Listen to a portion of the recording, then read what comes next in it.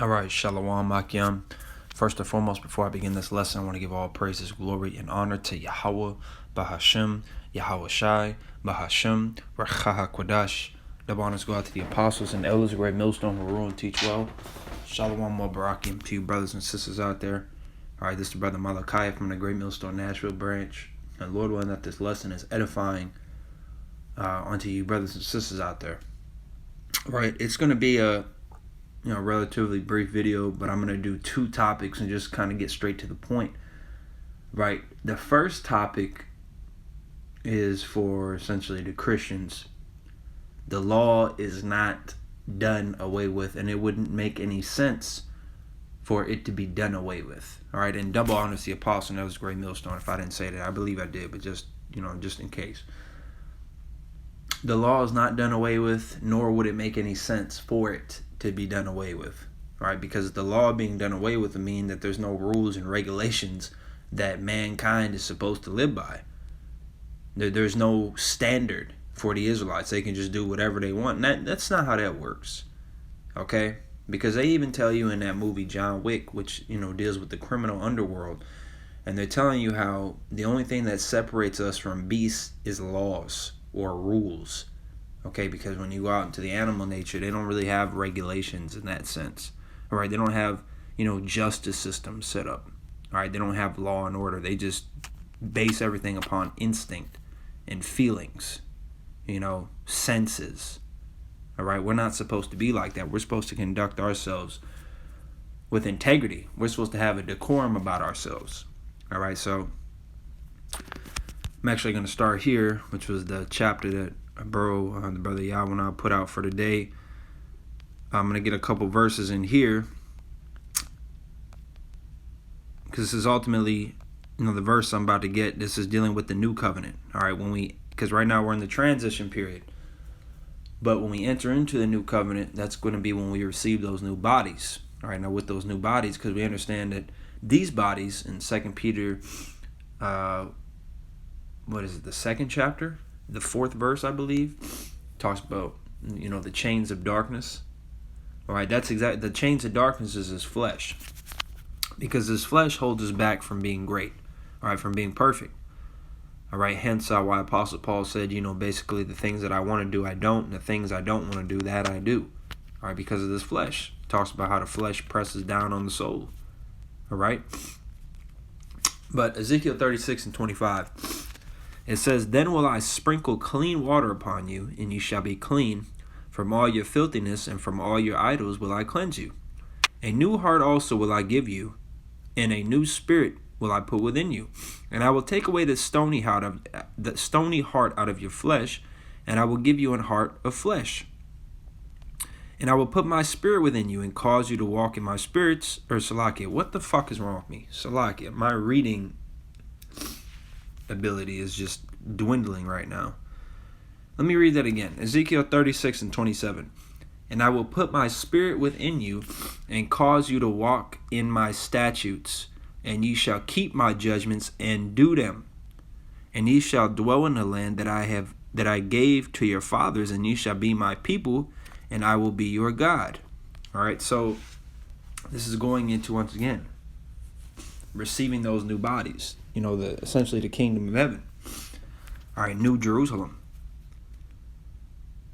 Because it ties in with Ezekiel 37. It speaks upon the new covenant. I believe it's Jeremiah 31, which is also reiterated in Hebrews the 8th chapter, when it talks about how there's going to be a new covenant for the house of Israel, for the house of Judah, that they're going to be no more two nations, and they're going to be brought back together as one. And they're going to be given new bodies, and they're going to be perfect, right? They're no longer going to be rehearsing the righteous acts like we are now. They're going to be completely, performing them. So the question would be, if the law is done away with, then why is this a future prophecy? Why is the Lord letting us know that in the coming days we're going to receive new bodies and keep the laws? So why would the laws be done away with now? See, that's the thing that you Christians don't seem to understand. The law is not done away with, okay? You can't just bring up scriptures that say how we're not justified by the law and, it's about faith. That doesn't prove that the law is done away with. what that proves is it is about faith, but we're still to rehearse the righteous acts. All right, 1 John 3 and 4, sin is transgression of the law. All right, and this law that's being spoken about is the law that was given to Moses. All right, the law that was given to Moses. So, which was given to the Israelites. The wages of sin is death. We are to keep the law to the best of our ability. Yahushua said in Matthew 5 and 17 and 19, he said that he didn't come to destroy the law, but to fulfill. So you need to be mindful of these things. All right, Baruch 4 and 1 tells us that if we leave the law, we're going to die. Ecclesiastes 12 and 13 tells you that the whole duty of man is to fear God and keep his commandments. So obviously there's something that you guys aren't putting together here. Matthew 3 and 6, Yahweh does not change. Therefore, ye sons of Jacob are not consumed. All right? Not to mention the New Testament is just, basically they're quoting the Old Testament, through a large portion of it. So to act like the New Testament, which first of all, testament and covenant are synonymous with one another, and new just means refreshed. All right? So the New Covenant and the Old Testament, they go hand in hand. It's not like the New Covenant is a completely different thing altogether, and the Old Covenant, the Old Testament is just irrelevant and gone. No, the Old Testament, we still look back at these things, and like I said, a lot of things in the New Testament were quoted from. What do you think they were teaching from? The New Testament didn't exist when Yahushua and the disciples were teaching. All right, there was just the Old Testament. There's a lot of prophecies that have not happened yet. So to say that the Old Testament is done away with is just retarded, to say the least. To put it kindly, you're just retarded if you think that. All right? And I'm not trying to go to ad hominem and be offensive, but that's just you're just spiritually retarded. It wouldn't make any sense. So the laws, are what separate us from beasts, and the laws is how the Lord wants us to conduct ourselves in our society. And in the kingdom of heaven, we're going to have the laws, but right now we don't need to keep the law. We can just eat and do whatever we want and get away with it with no recompense, no consequences? What are you, fucking stupid? No. All right, so now I'm going to end that for section 1. I'm going to go to the second topic that's on my mind, which is Israelite foreigners. All right, because especially the black-only Israelites, they're completely fucking, just bugged out. Because it's very evident that throughout the scriptures, lineages are traced through your patrilineal. Not to mention, if you don't have those patrilineal records, you can't technically prove that you're an Israelite. So it shows that us believing that we're the Israelites is all based upon faith. Okay?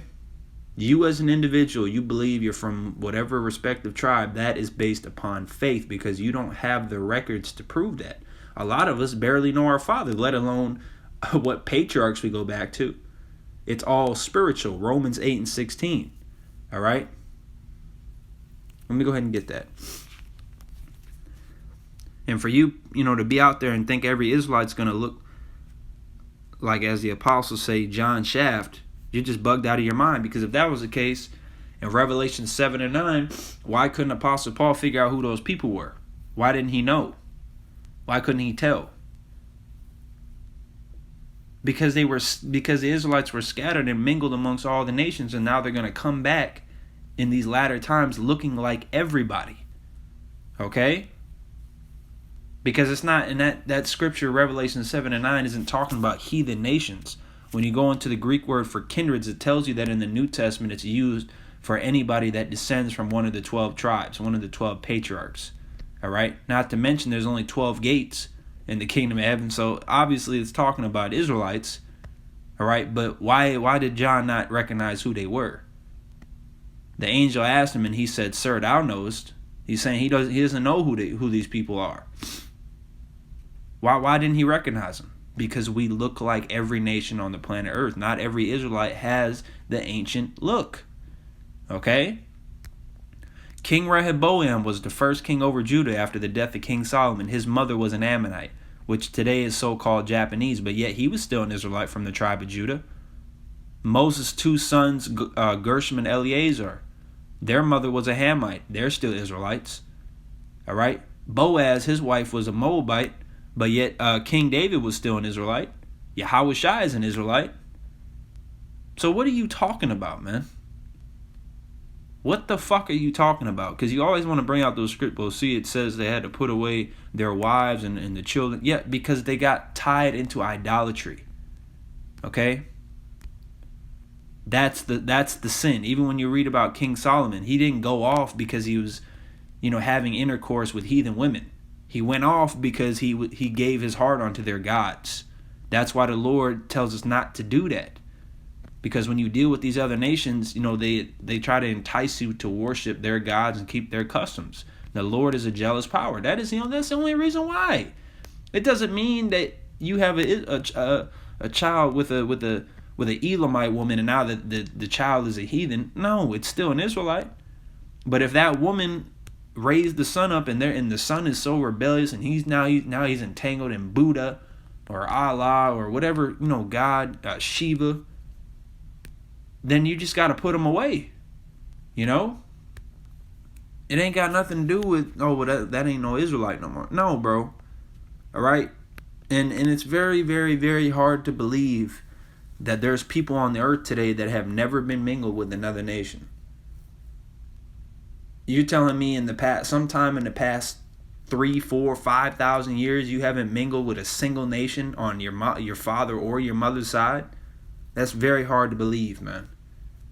And according to black-only Israelites, one heathen entering into a family tree would basically dissemble the whole tree. So you got to watch out for these guys, man. All right, Romans 8 and 16.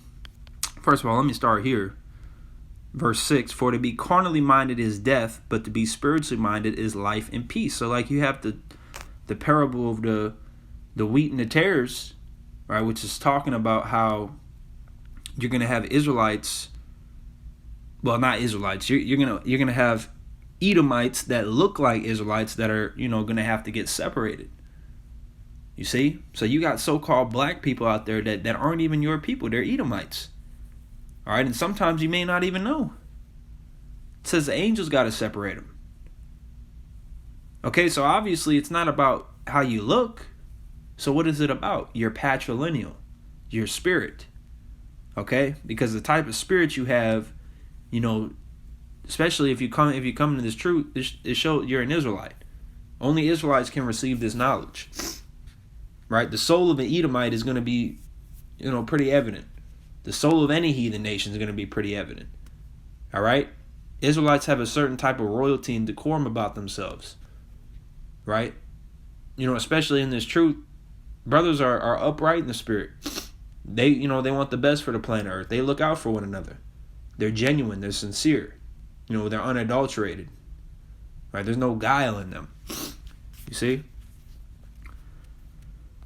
Verse 7, because the carnal mind is enmity against God, for it is not subject to the law of God, neither indeed can be. So if you want to continue to be carnal minded and think every Israelite is going to look like a so-called Negro, or even for, camps that go with, Negroes, Latinos, and Native Americans, but don't accept the Israelite foreigners, you want to continue to do that by all means. All right, but when there's a big influx of Chinese, Japanese, East Indian, Arab, Samoan, white, looking Israelites that come from the four corners of the earth and want to actually serve Yahweh Shemel Shai, you better keep your fucking mouth shut. Because remember, the scriptures say every idle word you're going to be judged by.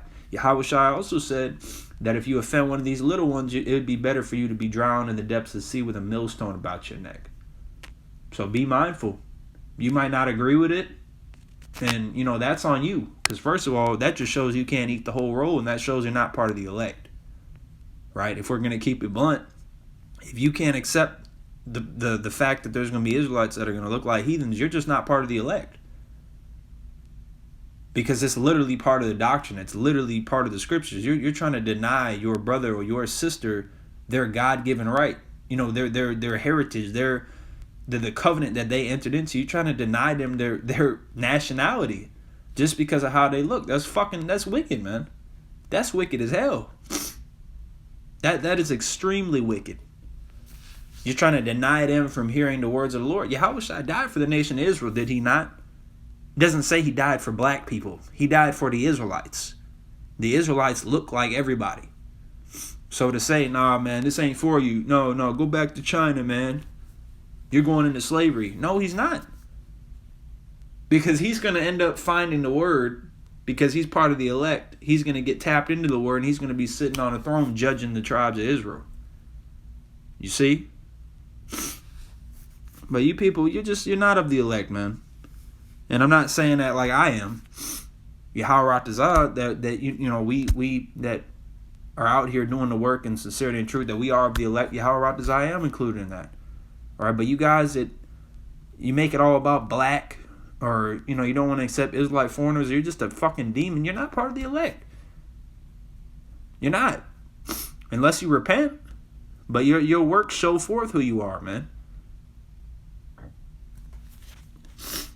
But anyways, excuse me. Just two quick things I really wanted to bring out. You know, Lord willing, was edifying. Before I close, I want to give all praise to Yahweh Shemel Shai. Double honor to the Apostle Elder Great Millstone. Shalom.